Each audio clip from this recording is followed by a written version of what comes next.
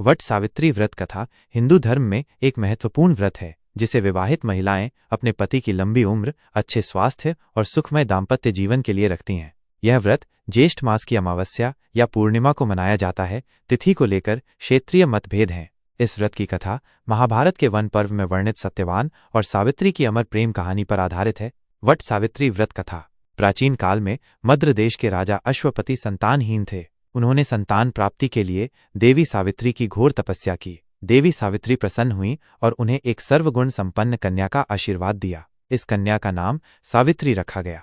सावित्री अत्यंत रूपवान और तेजस्वी थी। जब वह विवाह योग्य हुई तो राजा अश्वपति ने उसे स्वयं अपना वर चुनने की अनुमति दी। सावित्री ने सत्यवान को अपने पति के रूप में चुना, जो कि वन में अपने नेत्रहीन माता पिता राजा द्युमत्सेन और रानी शैलपुत्री के साथ रहते थे। राजा द्युमत्सेन का राज्य छिन गया था।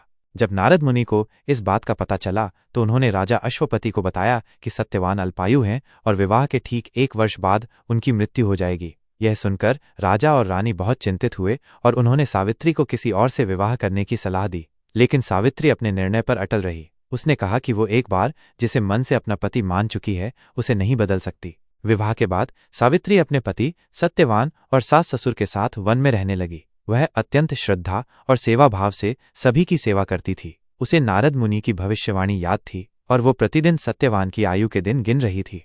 जिस दिन सत्यवान की मृत्यु होनी थी उस दिन सावित्री ने व्रत रखा और वट वृक्ष के नीचे बैठकर पूजा की। सत्यवान लकड़ियां काटने के लिए वन में गया तो सावित्री ने भी उसके साथ जाने की अनुमति मांगी। वन में सत्यवान को सिर में तेज दर्द हुआ और वह सावित्री की गोद में सिर रखकर लेट गया। कुछ ही देर में सावित्री ने देखा कि यमराज, मृत्यु के देवता, स्वयं सत्यवान के प्राण लेने आए हैं। यमराज सत्यवान के सूक्ष्म शरीर को लेकर चलने लगे तो सावित्री भी उनके पीछे पीछे चलने लगी।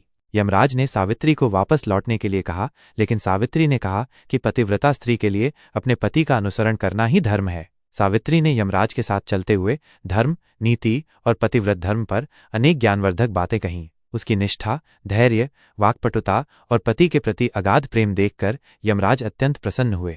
यमराज ने सावित्री से 3 वरदान मांगने को कहा, लेकिन शर्त रखी कि वो सत्यवान का जीवन नहीं मांगेगी। सावित्री ने पहला वरदान मांगा कि उसके अंधे सास ससुर को उनकी आंखों की रोशनी वापस मिल जाए। यमराज ने तथास्तु कहा। दूसरा वरदान मांगा कि उसके ससुर को उनका खोया हुआ राज्य वापस मिल जाए। यमराज ने फिर तथास्तु कहा।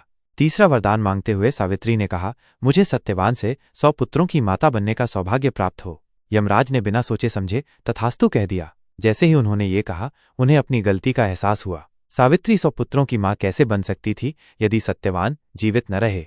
अपनी ही प्रतिज्ञा में बंधे यमराज को सत्यवान के